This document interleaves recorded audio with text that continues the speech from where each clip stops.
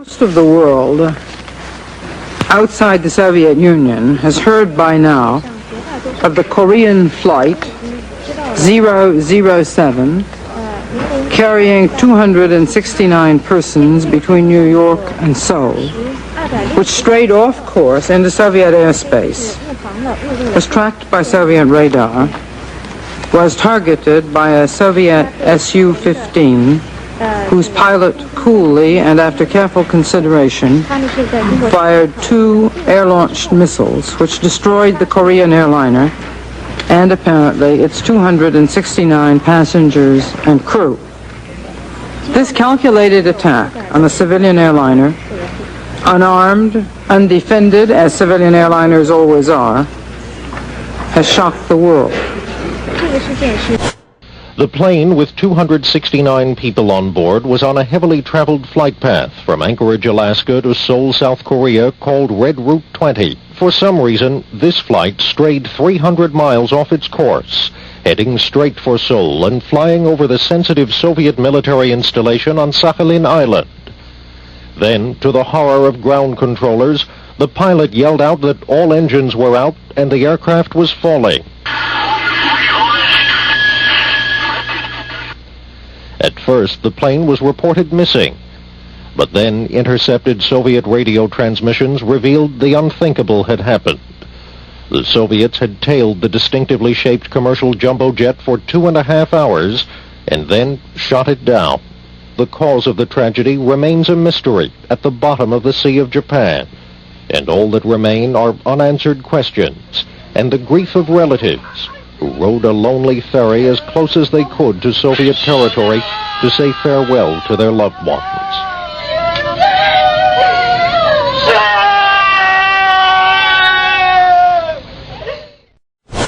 My fellow Americans, I'm coming before you tonight about the Korean airline massacre, the attack by the Soviet Union against 269 innocent men, women, and children aboard an unarmed Korean passenger plane.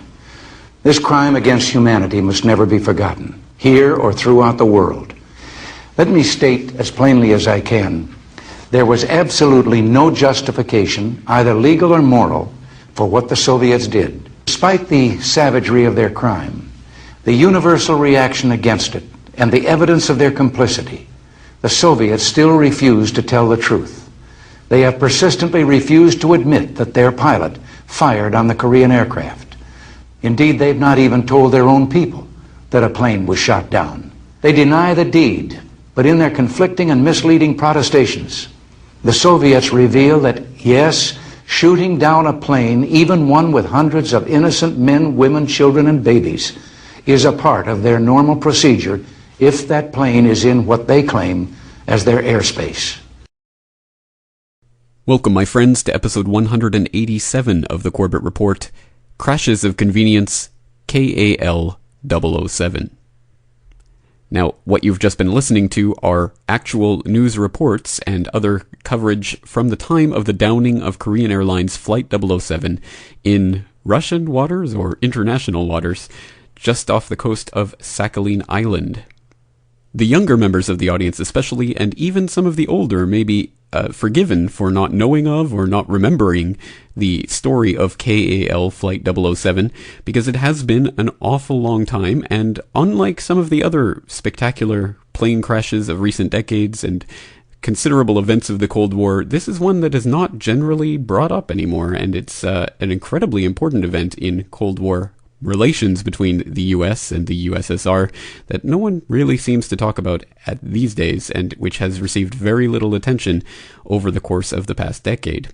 But just to refresh our memories and make sure that we're all on the same page with some basic facts about what actually happened, or what is claimed to have actually happened, let's start by constructing the official narrative of the KAL-007 flight, and we'll turn to the usual sources for the official story. So let's turn to that bastion of truthiness, Wikipedia. Quote, Korean Airlines Flight 007 was a Korean Airlines civilian airliner that was shot down by Soviet interceptors on the 1st of September 1983 over the Sea of Japan near Monoran Island just west of Sakhalin Island. All 269 passengers and crew aboard were killed, including Lawrence MacDonald, a sitting member of the United States Congress. The aircraft was en route from New York City to Seoul via Anchorage when it strayed into prohibited Soviet airspace around the time of a planned missile test. The Soviet Union initially denied knowledge of the incident, but later admitted shooting the aircraft down, claiming that it was on a spy mission.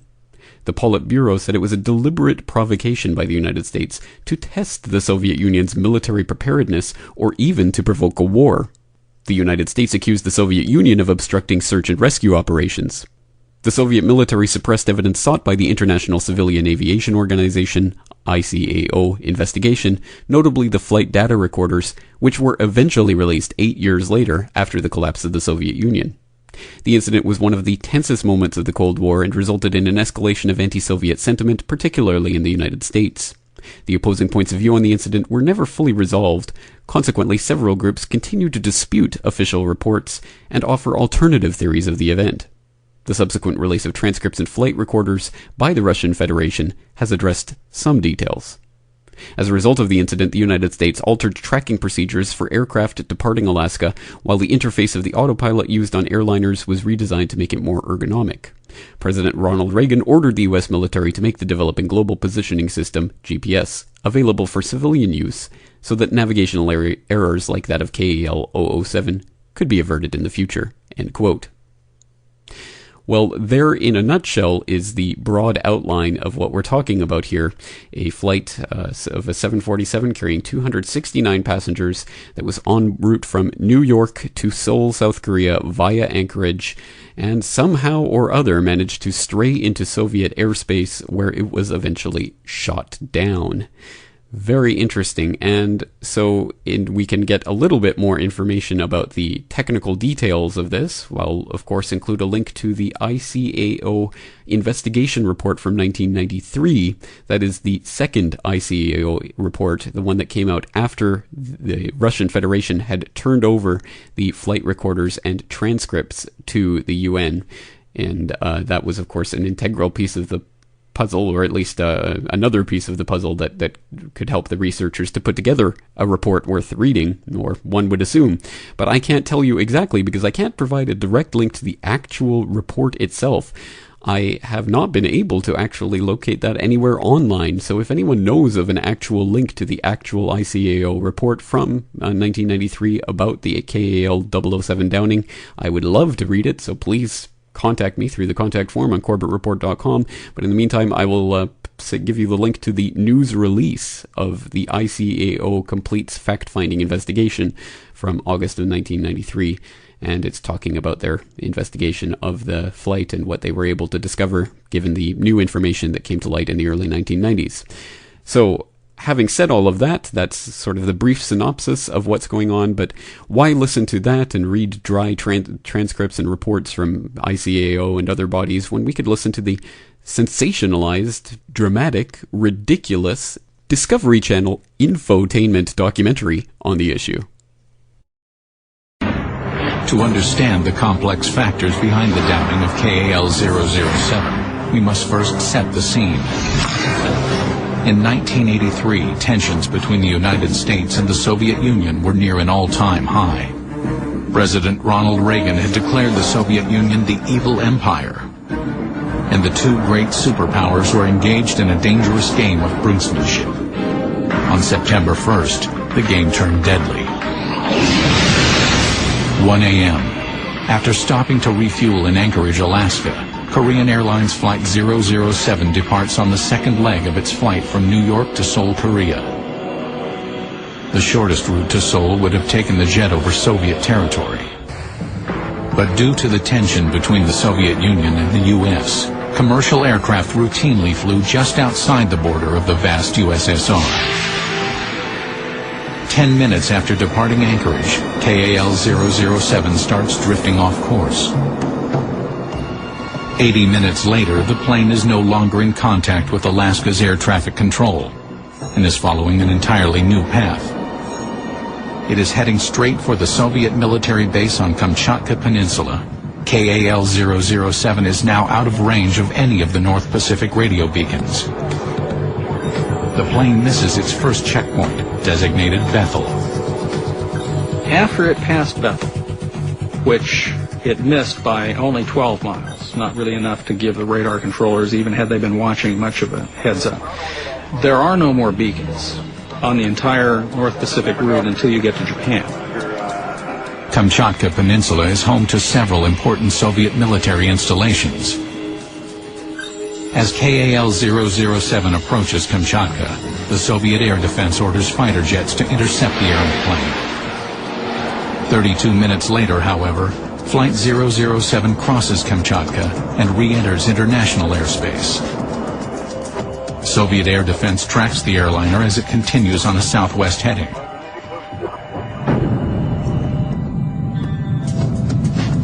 KAL-007's cockpit crew continues to make weather and location reports to air traffic controllers in both Anchorage and Tokyo, apparently unaware that they had strayed into Soviet airspace.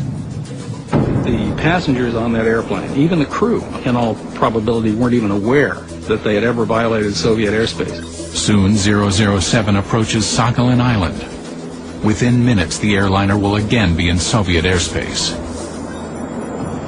The Soviet Defense Command orders MiG-23 and Su-15 interceptors into the air. For 20 minutes, the fighters shadow 007. The Soviets had launched aircraft out to meet the intruder, came around behind it, and followed it across the island. At 3:15 a.m. local time, the jumbo jet pilot requests permission to climb to 35,000 feet. 3 minutes later, Su-15 pilot Lieutenant Colonel Gennady Osipovich receives orders to destroy the aircraft. Osipovich fires his 2 missiles, each bearing 70 pounds of high explosives, and reports to ground control that the target is destroyed. It takes 12 minutes for the fatally damaged airplane to spiral 35,000 feet down. KAL-007 crashes into the Sea of Okhotsk, just north of Monoran Island, 350 nautical miles off course. Why did the plane fly so far off its route?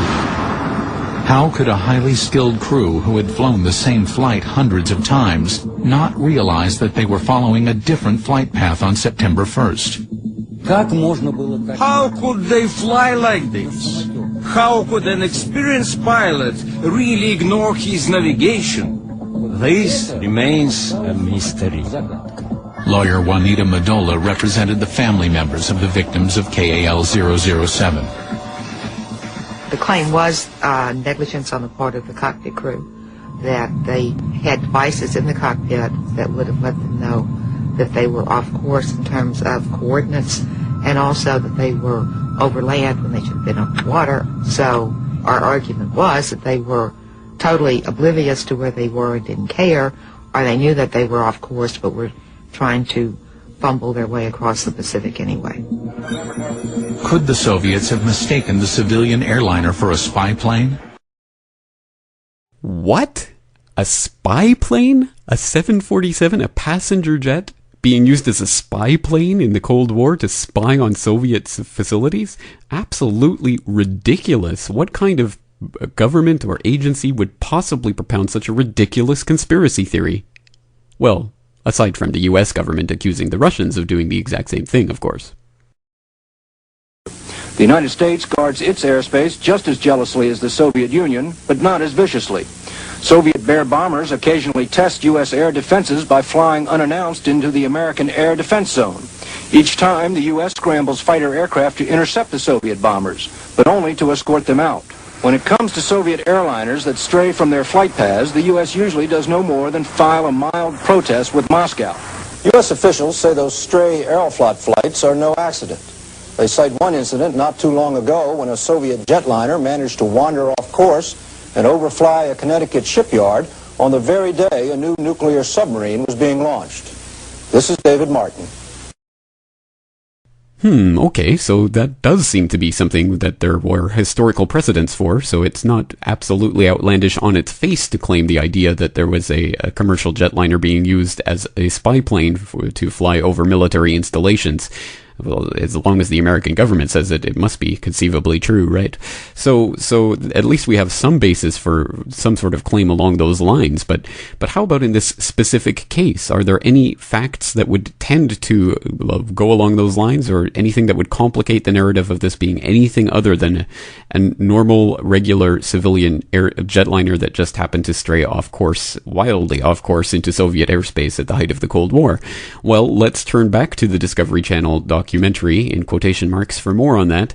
And I hope you'll note that at the very beginning of this clip, of course, they use the word coincidence, series of coincidences, to introduce this topic, but at least they do cover some of the more interesting anomalies that were happening at the same time as this very flight. With KAL-007 out of radar range, a series of coincidences converged to create a tragedy. There were several other planes in the immediate area that night. Another Korean Airlines flight was en route. In addition, 75 miles away, an RC-135, an American spy plane, was monitoring secret Soviet missile tests. The RC-135 is a converted Boeing 707, which has a similar configuration to a 747, but it is much smaller. These military spy planes would fly figure eights in and out of Soviet airspace, listening to Soviet communications and collecting data. The Soviets knew all about these kinds of missions because they were routine, they've been flown many times, and Soviet pilots had scrambled to actually chase down and often wave to some of these aircraft.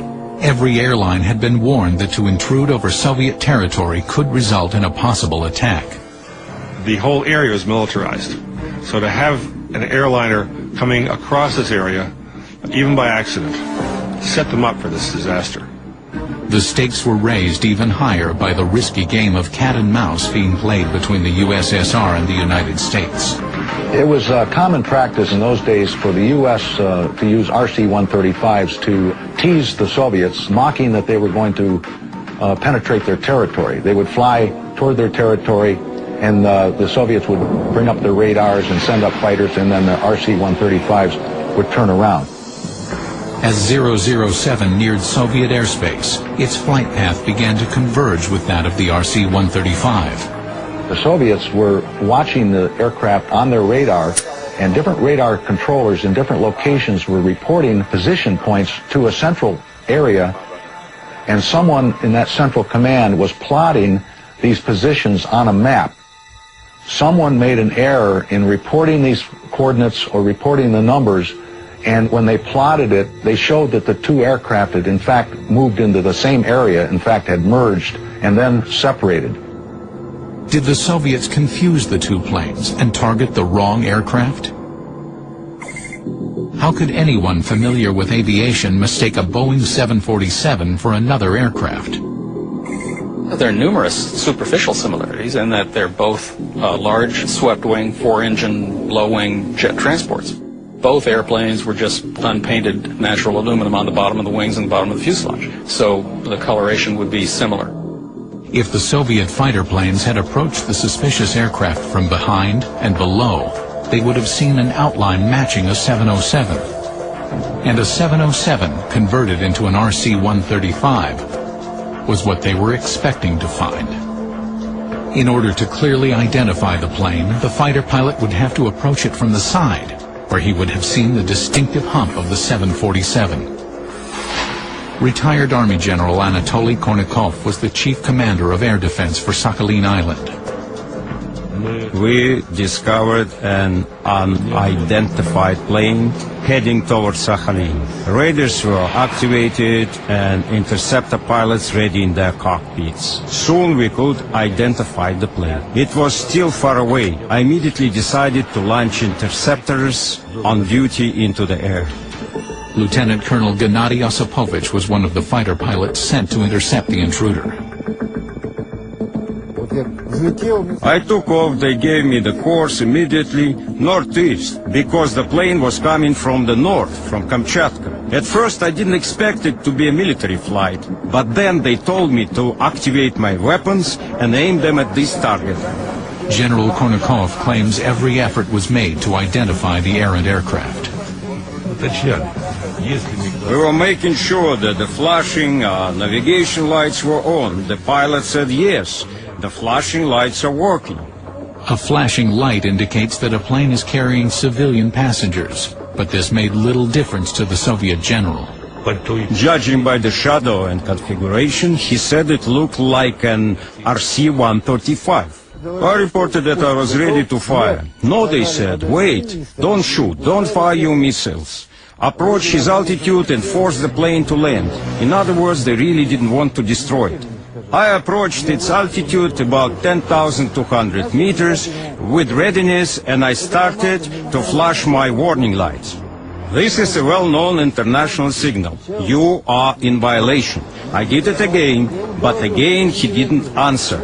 I reported that he wasn't reacting. They told me, fire warning shots from your cannons. I moved even closer to it and shot first in a direction like this, parallel to its flight path. I fired about 4 rounds of warning shots and turned a little and fired another shot. And again, there was absolutely no reaction and no transmission from it. The Soviets had to make a decision. The Boeing 747 was nearing Sakhalin Island, home to 6 military airfields and the gateway for the Soviet fleet to the Pacific Ocean. The plane was already approaching the island west coast. When I reported that the plane is absolutely not reacting and it's flying over our base, they gave me the order to destroy the plane. Curiouser and curiouser. So this flight was flying that route over Soviet airspace at the exact same time as Soviet airspace was being invaded or infiltrated or flown over by an RC-135 spy plane that was spying on Soviet military installations during a missile test, and their paths did converge at one point. And this is all admitted in the official narrative of what actually happened that day. So none of this is actually even disputed. Well, it does at least bring to mind specters of Operation Northwoods, and I will of course put a link so people can go and refresh their memory with that plan, but it did include the idea of painting up a military jet, a drone aircraft, to look like a civilian jetliner, to be blown up over the Atlantic to make it look like the Cubans, act of Cuban terrorism in order to justify an invasion over Cuba. So the idea that the military would go to the extreme of painting up a plane to actually look like a civilian jetliner is not outside of the realm of possibility. And although I'm certainly not saying that's what happened, I have absolutely no basis for asserting that, but it does at least draw that historical parallel to mind. But in order to find out a little bit more about this idea, we can turn to the New York Times from 1996, which released an interview with the man who flew the Su-15 that actually shot down Korean Airlines 747.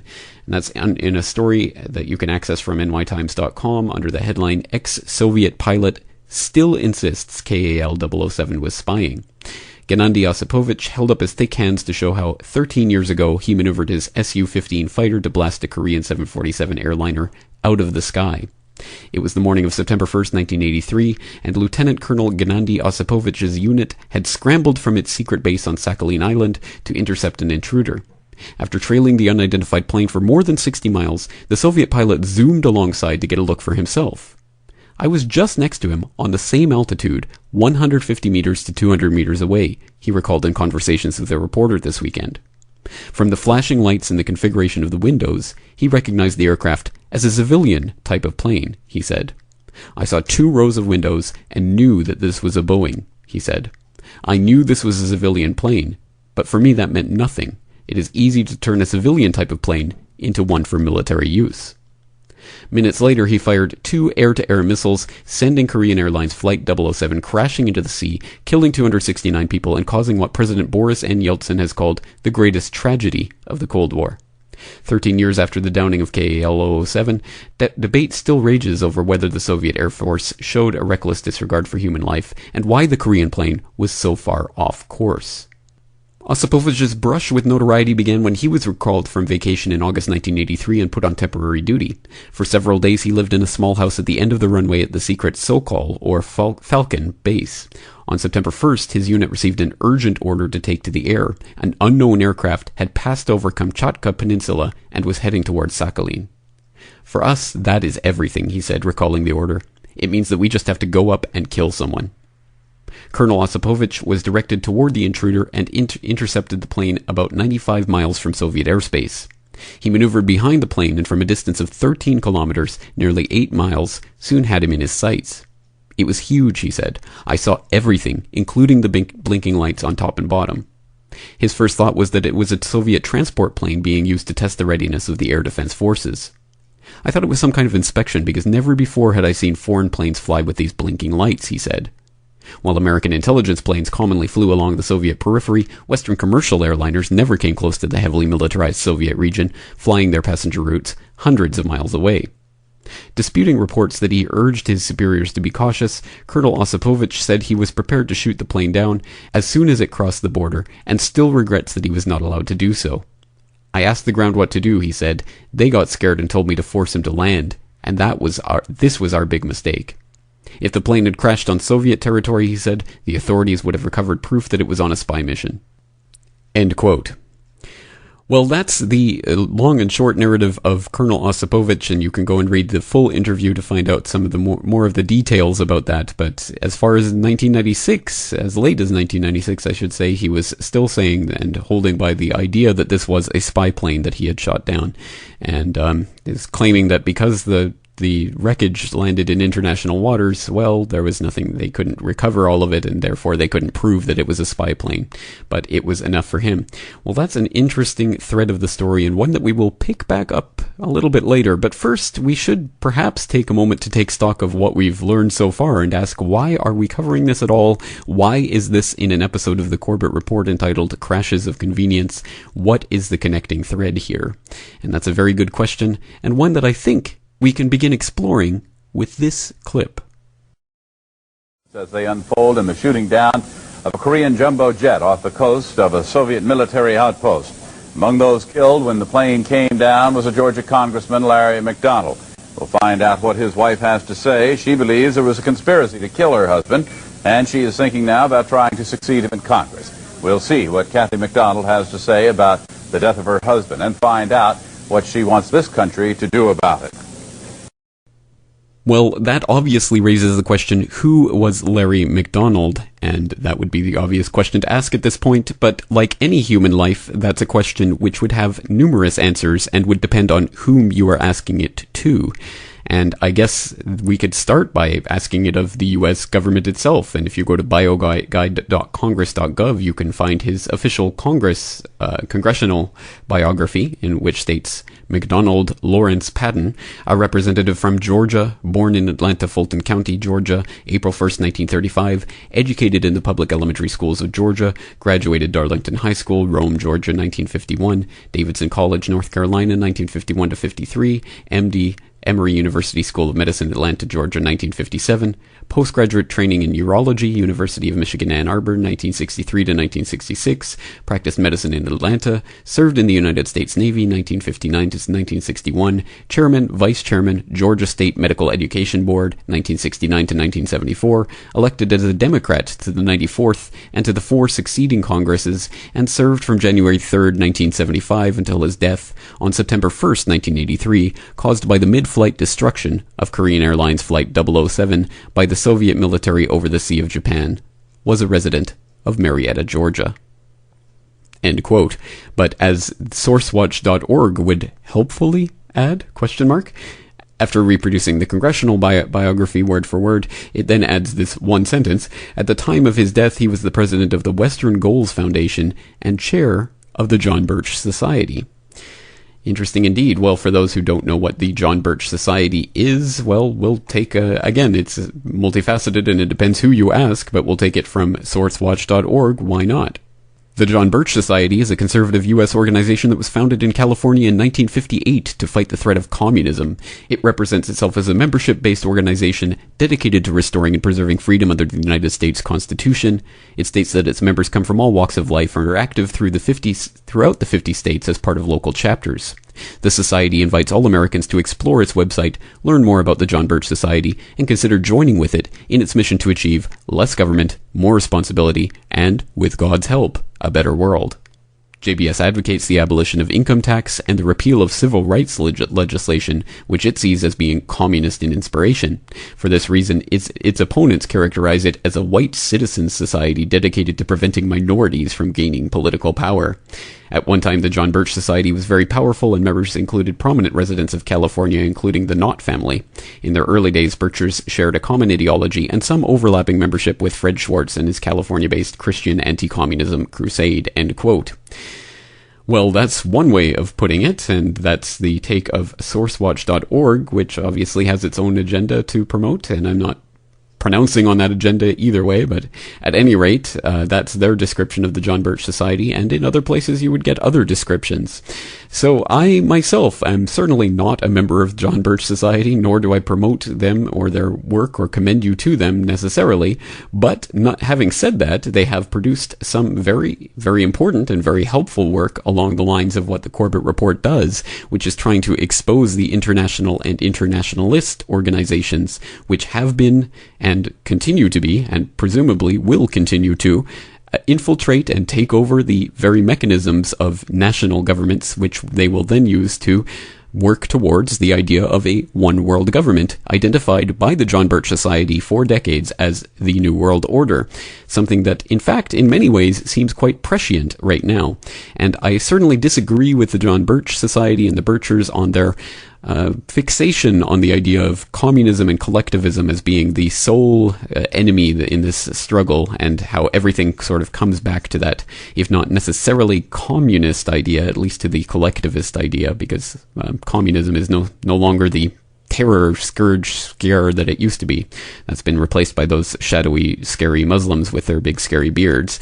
But at any rate, the Birch Society is still very much committed to fighting collectivism. And if that sounds familiar to you, it's because a lot of the people that we've talked about before and even featured on this podcast, I'm not sure if they have direct connections to the Birch Society or members. I have not actually even explored that, but certainly sound very similar, such as G. Edward Griffin and his identification of collectivism as the key ideology which we are facing in this battle, or even Ron Paul and his constitutionalism and return to gold-backed money and a lot of other things that are explicitly promoted by the Birch Society, who, of course, also explicitly promote Ron Paul as a top candidate for government.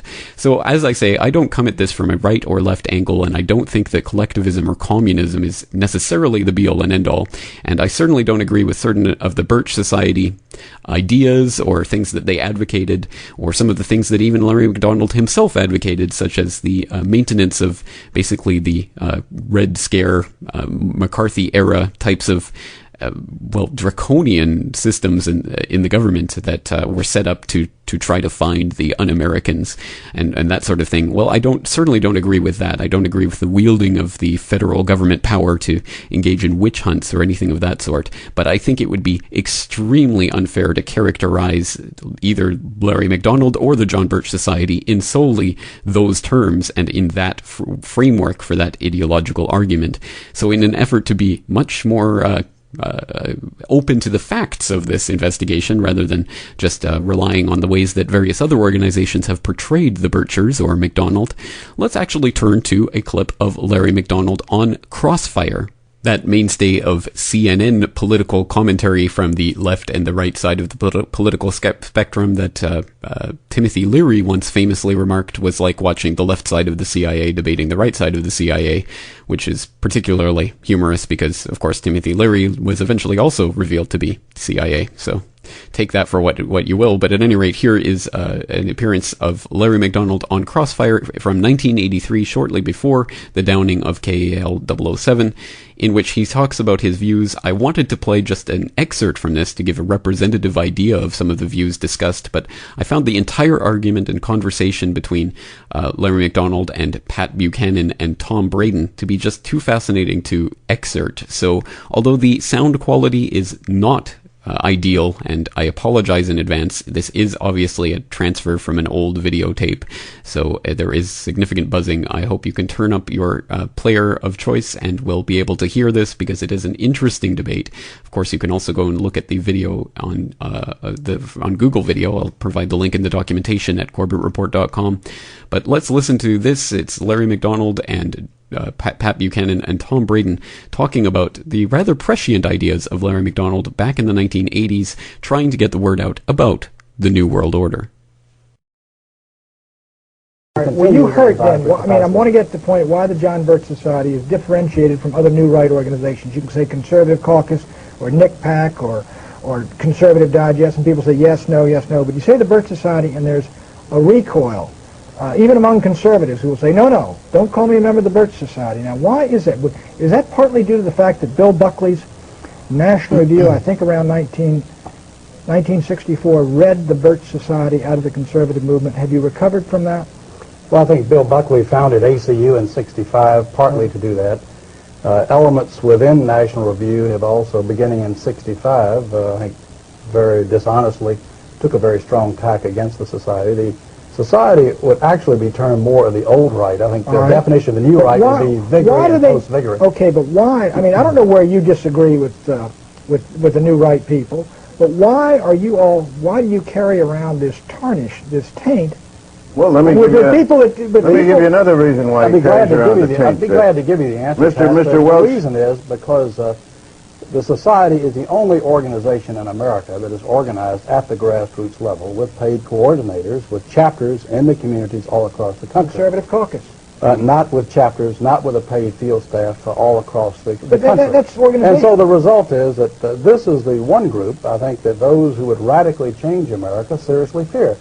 And a tremendous campaign was launched in December of 1960 to move to discredit the John Birch Society, and frankly launched initially on orders coming out of Moscow. Well, Mr. McDonald, I'm not a conspirator. I think even Buchanan would vouch for that. Well, you are Robert Welch. Robert Welch. No, I don't think so. Yeah, I'm a member of the Council on Foreign Relations. Is that a conspiracy? Well, you've certainly. Well, let me just tell you what Newsweek says this. The John Birch Society considers communism only one arm of a master conspiracy in which socialist American insiders are plotting to establish world government. Now, it also says, and here's Director John McManus, that's your public relations director, saying that former Secretary of State Alexander Haig and CIA Director William Casey are two of these master conspirators who are plotting to establish world government. Now, what do you say? That kind of silly, asinine statement is what makes people laugh at the John Birch Society.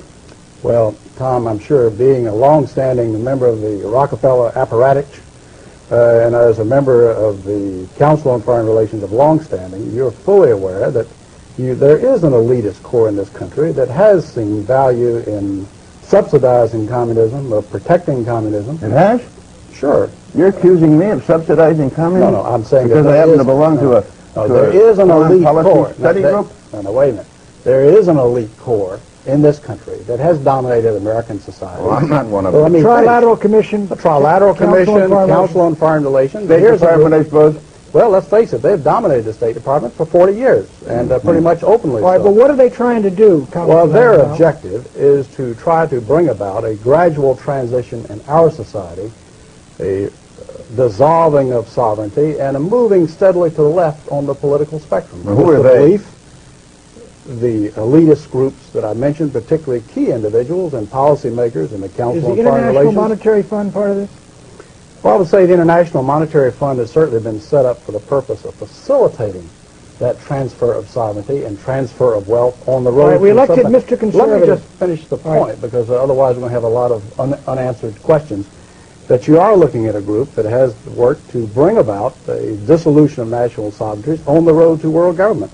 And certainly you're familiar with local professor Carroll Quigley, who has been part of your club, in which he admitted all this. And he said in his book, Tragedy and Hope, the only thing I disagree is that we've worked to keep it a secret. And you see Arthur Schlesinger Jr. writing way back in 1947, says, yes, this is the hidden policy of America.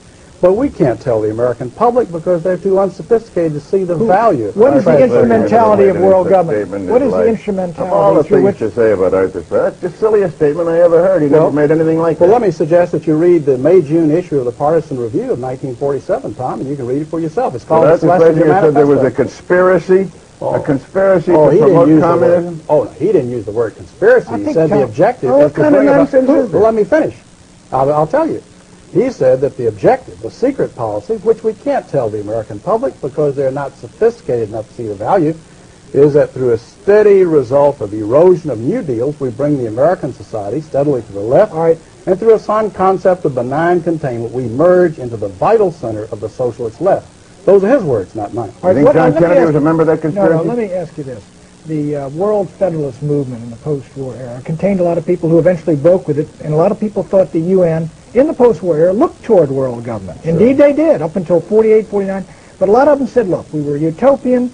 That's over and done with. We can't move. And a lot of them came in Kennedy's government. Schlesinger was in there when they were fighting in Vietnam, launched the effort in Vietnam. Schlesinger was behind the Bay of Pigs. In other words, look, isn't there some move that occurred in the post-war era that now has been dissipated because nobody believes in the utopian ideal of world government anymore? Well, I think there are those that realize that moving straight from a prototype of the United Nations into world government perhaps is tactically impossible. But phasing out increasingly national sovereignty into regional government and phasing out sovereignties into international treaties in multiple areas could be around. The whole movement toward, quote, interdependence. Yeah. NATO is part of the conspiracy? Well, there are certainly elements in NATO. There are people in NATO who are very strongly dedicated to the defense of the West.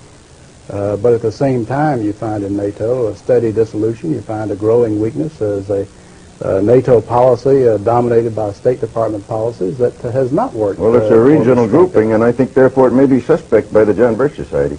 We're talking with Congressman Larry McDonnell, who has recently been elevated, I guess, to chairmanship of the John Birch Society, succeeding Robert Welsh. We'll be back in a minute.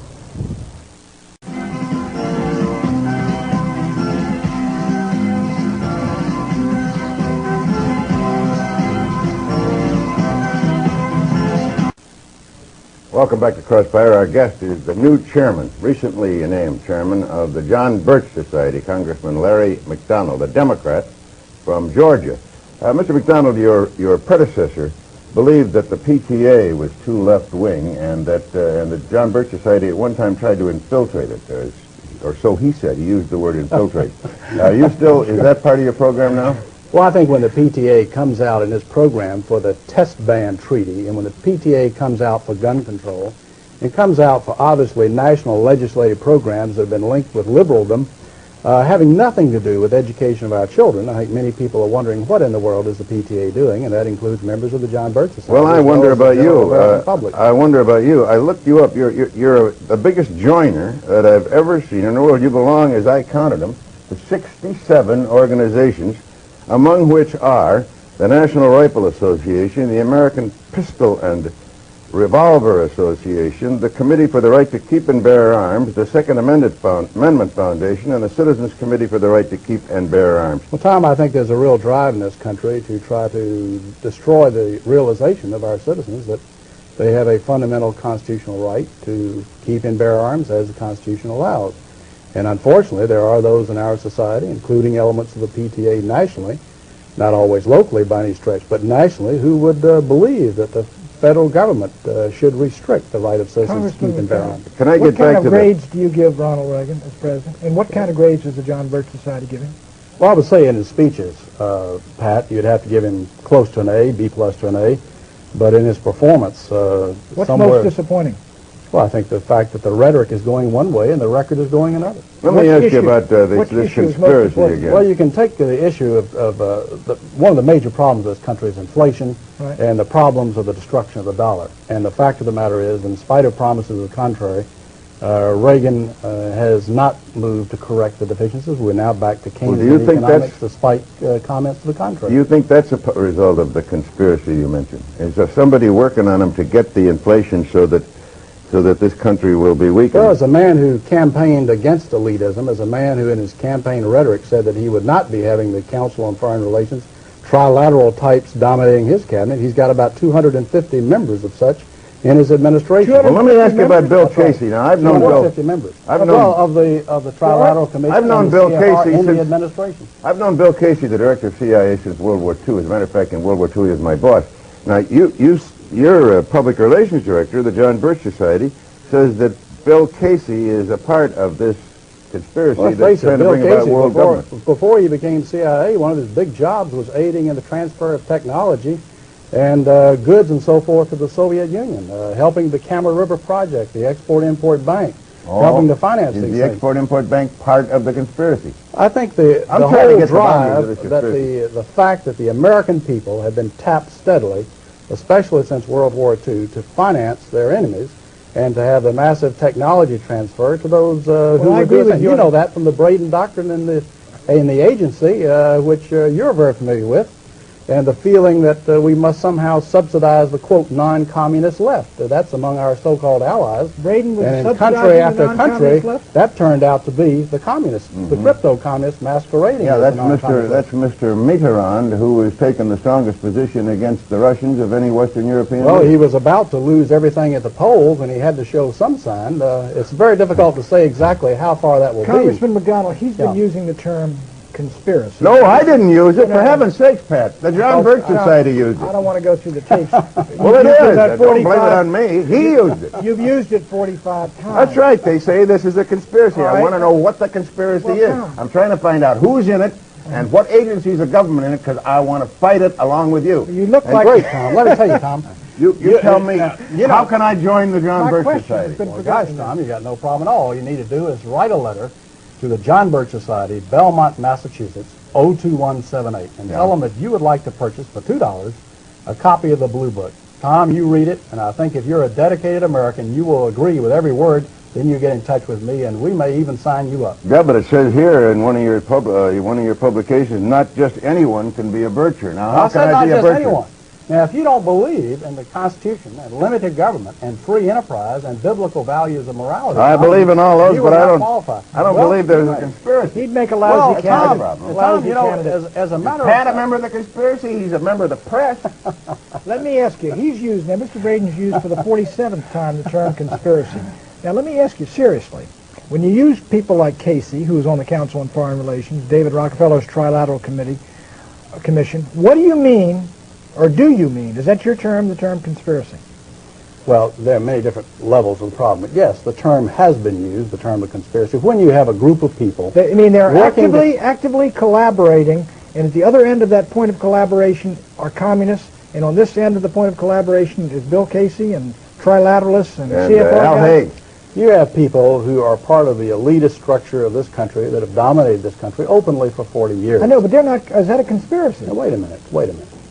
If people quietly working together for evil objectives, two or more, that by definition is a conspiracy. You have, by their own admission, you look at The Tragedy and Hope by Professor Carroll Quigley, who's a member of this elitist group. He says, sure, we've been working this. Sure, we've been collaborating with communism. Yes, we're working for a global accommodation. Yes, we're working for world government. The only thing I object to is that we have kept it a secret. And I think we've gone so far along, we should come out and say, I'll bet you $1.50 that Bill Casey doesn't know who Professor Quigley is. I don't.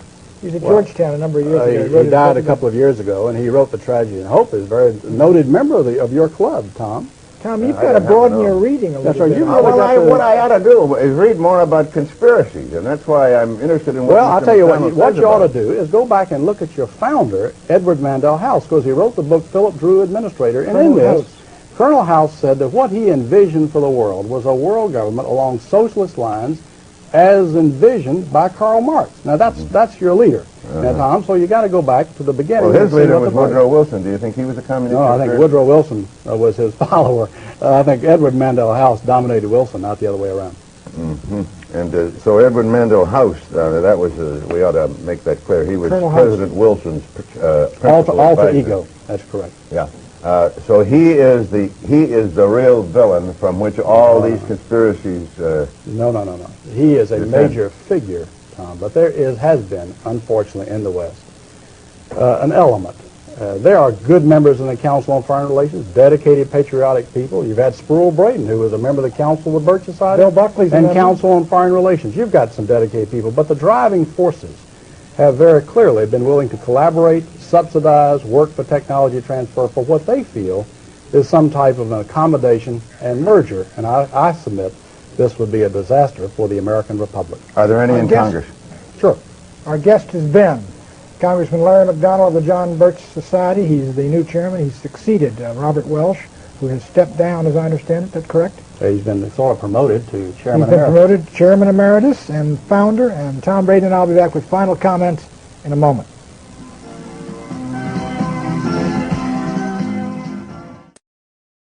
Well, in some ways, it's very depressing to note how little has changed in the past 28 years, isn't it? Especially with Tom Braden's consistent and vitriolic attacks on the idea of conspiracy. You think it's a conspiracy. There's a conspiracy. So tell us about this conspiracy. Who's behind the conspiracy?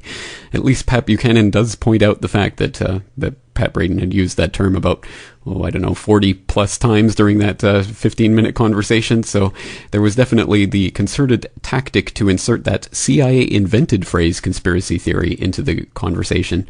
And I will direct you back to episode 50 of this podcast in order to find out more about the C word and where it really came from. But at any rate, we can see that very much similar tactics, although perhaps with a little bit more finesse, are used these days to try to discredit anyone who dares to bring up the idea that people in positions of power would actually use their power and influence in order to bring about an ideology which they openly declare themselves to be adherents to.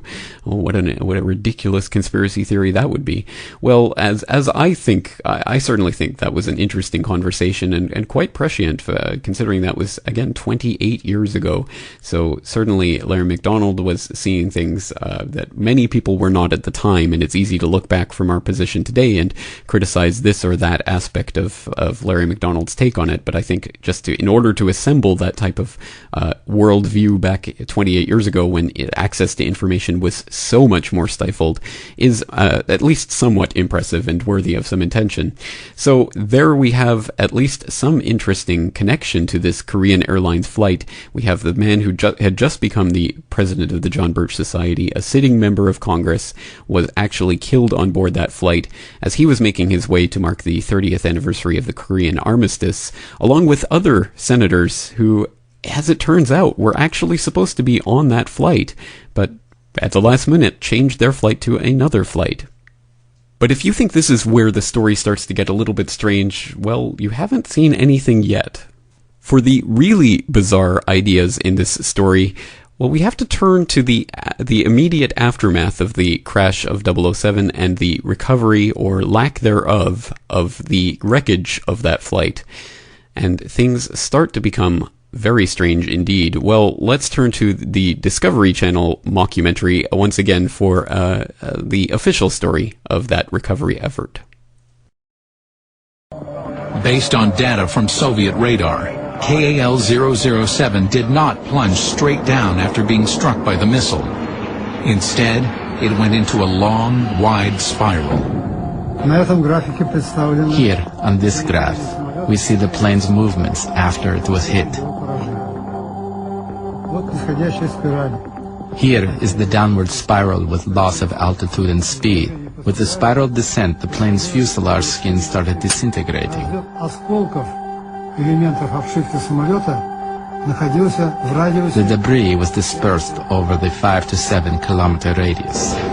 Adding to the mystery surrounding KAL-007 was the relative lack of debris found at the crash site.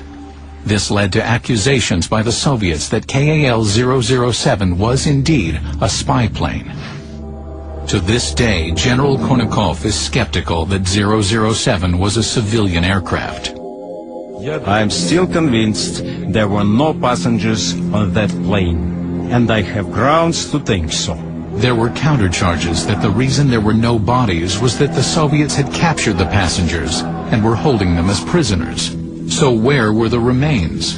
Submarine Captain Mikhail Gears piloted one of the submersibles involved in the recovery. We were actually looking for the Boeing, or what was left of it, and our main task was to recover the black boxes. Once the Soviets found the black boxes, they needed to determine if there had been any passengers aboard the alleged spy plane. Only the parts of 4 human bodies, including 1 child, were ever recovered. We found bones and body parts. You've seen my pictures. There were many underwater creatures that immediately eat everything, including crabs, and there was a strong current there.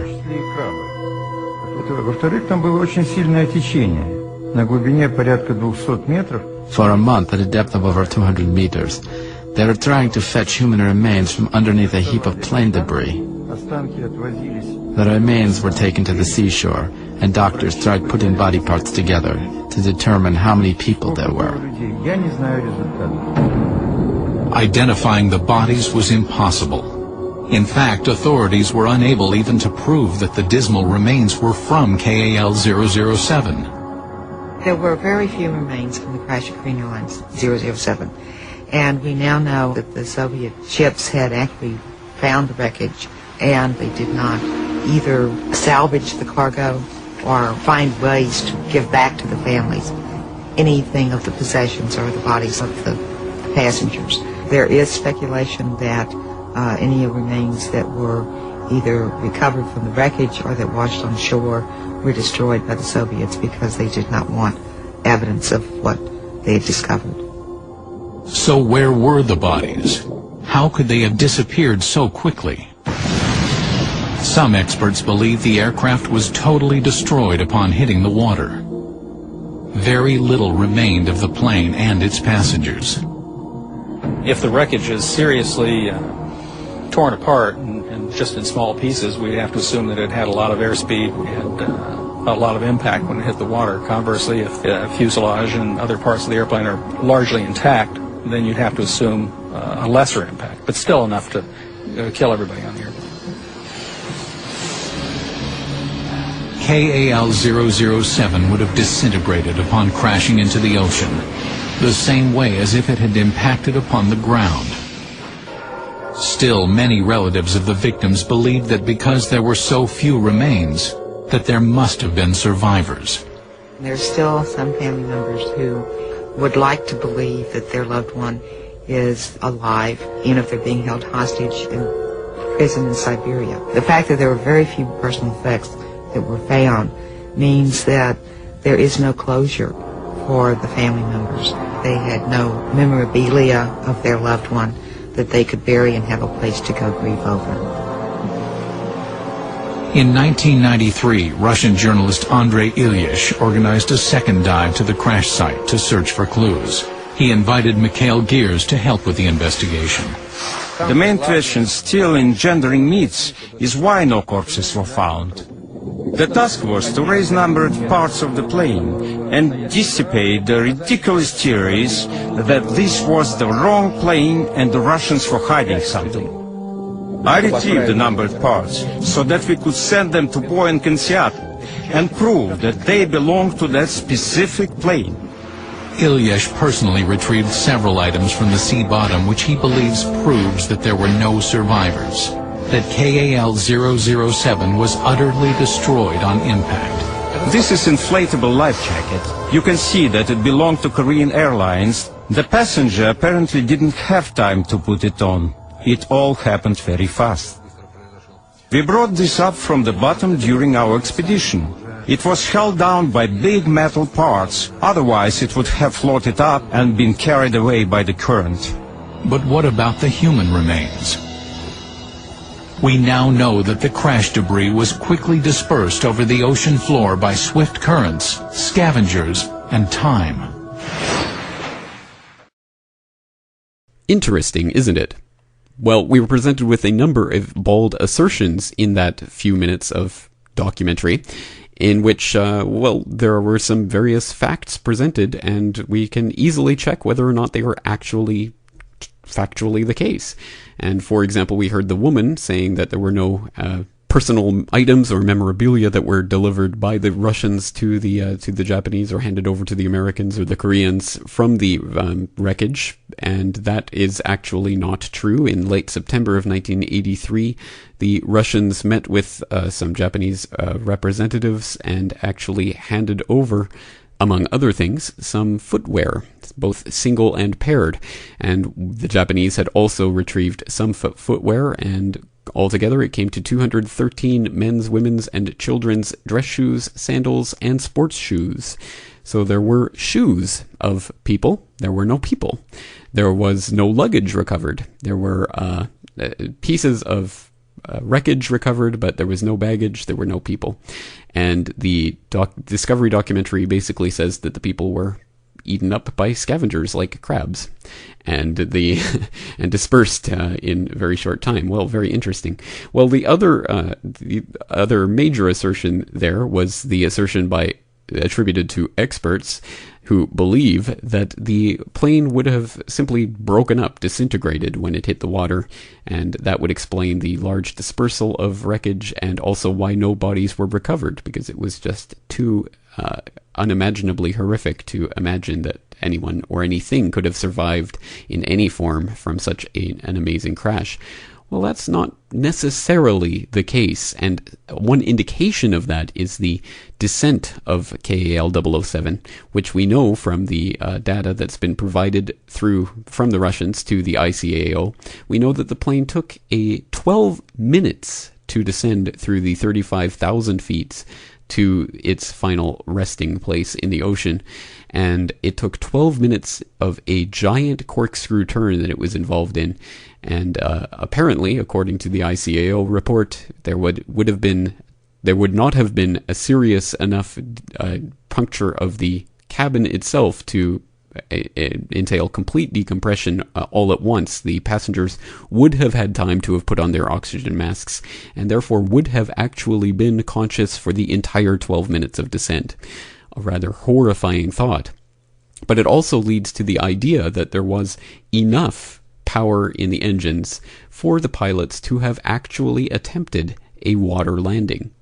And although this sounds pretty far-fetched, it is not completely out of the realm of possibility, especially considering the flight data recorders that the Russians handed over with the voice cockpit recorders all completely go blank after 1 minute and 44 seconds after the missiles actually struck the plane.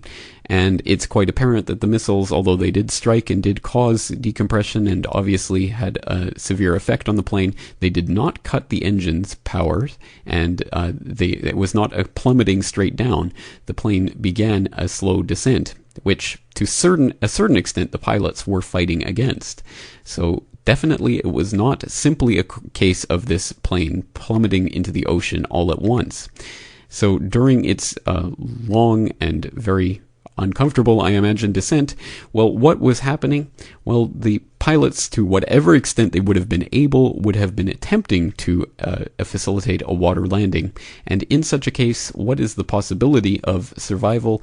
Well, as it turns out, in a planned water landing, under ideal conditions at any rate, as in not any sort of catastrophic thing or not something that's completely unplanned, the survival rate is actually, well, usually above zero. In fact, according to Wikipedia, in all cases where a passenger plane has undergone an intentional water landing or ditching, some or all of the occupants have survived. And you can look at the numerous examples here from the 2009 all the way back to the 1950s, talking about case after case after case of water landings where some or all of the passengers were able to survive. So although I'm certainly not saying that's what happened, it certainly could conceivably, in the realm of possibility, have happened. And from that, we have this rather interesting website. It's rescue007.org, and it is the product of a group of people who are working to, well, uncover the truth about 007, and they have their own ideas. And basically, this website is devoted to the idea that not only did the pilots manage to do a water landing of KAL-007, but that the passengers survived and were taken hostage by the Russians, who have been holding them ever since.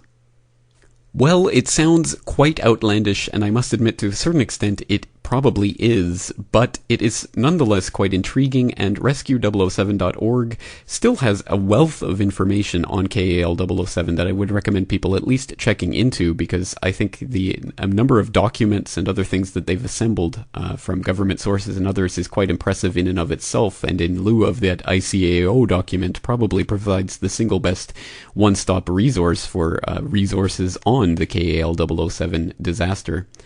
And it is a rather interesting story that they have pieced together here. And basically, as I say, the thesis is that there were survivors and they were captured by the Russians. I will leave you to explore the site on your own and the wealth of information contained there, but let's just take a look at their entry on Lawrence Larry Patton MacDonald. Quote, Upon arrival in Moscow, MacDonald was taken to the Lubyanka KGB prison, where he was given the designation prisoner number 3. While at the Lubyanka, he was kept in isolation, taken from his cell only for questioning.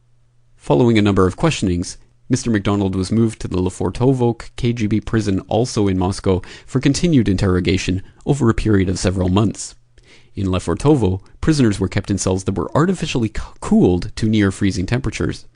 These cells were about 1.5 meters on a side, or roughly 4.5 feet. The dirt floors were submerged in water, so that the prisoners either stood or lay down in mud. There might be a slanted bench against which the prisoner could lean his feet against the opposite wall. After a time in Lefortovo, Mr. MacDonald was then moved to a dacha summer house in Sukhanova, near Moscow, where the interrogations continued. Mr. Schifrin's sources indicated that they had strong reason to believe that, while in Sukhanova, MacDonald was interrogated under drugs that may have eventually resulted in identity loss. He was brought eventually to a prison in Karaganda, Kazakhstan, the region where the Soviets had important nuclear missile test ranges and similar installations. He may have been brought to this area to be interrogated by experts there as part of the effort to find out what he could say about the U.S. nuclear program and what he knew about the Soviet program. End quote. Well, again, that is a very interesting site with a lot of information, which I will leave you to explore in your own time, given the caveat that, of course, I am not propounding this as my own theory or necessarily subscribing to the theories of this website, but it is information to be taken on board at any rate. But we do have a number of different conflicting stories here, of course, not all of which can be true, from the idea that this KAL-007 was a spy plane that was being used to spy on military installations during a sensitive Soviet missile test that was shot down because of its spying, to the idea that the Soviets had shot down this flight, perhaps even in an attempt to specifically gain access to MacDonald, or had forced the flight to land without even shooting it down, perhaps, might be one of the theories. Or we might have the idea that the powers that be were uncomfortable with MacDonald letting loose their plans and had the entire incident staged as part of a giant plan to get rid of their opposition. Personally, I'm going to remain agnostic on this one. I certainly find it highly unlikely that this was somehow manipulated to that much of an extent, but it is nonetheless an open mystery as to how KAL-007 really managed to get so far off course with pilots who, of course, not only had decades of experience, and including military experience, but pilots that had even flown this exact same route for years on end, including even flying the president of their own country on that route. I mean, this was not something that was done by a bunch of rank amateurs who didn't know the difference between flying over water and flying over land.